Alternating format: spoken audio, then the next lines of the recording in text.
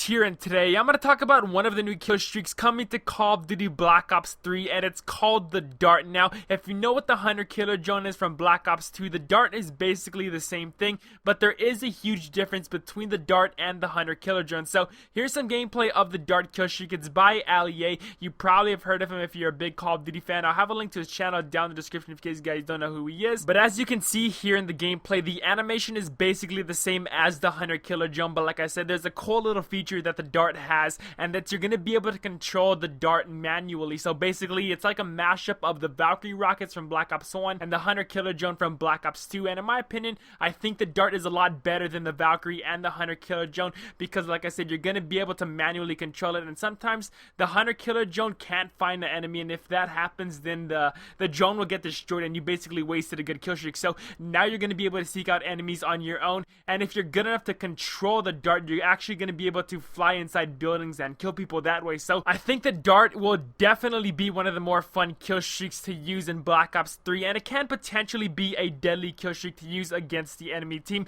but it honestly depends on the user. So I hope you guys did enjoy today's video. If you did, don't forget to slap that like button, and also comment down below what do you guys think of the Dart kill streak. Let me know your thoughts and opinions about that, and also make sure to subscribe for the latest Call of Duty Black Ops 3 news, rumors, and information. Thank you for watching. My name is Verts. Hope you guys will have a good rest of the day. Till next time, I'll catch y'all later.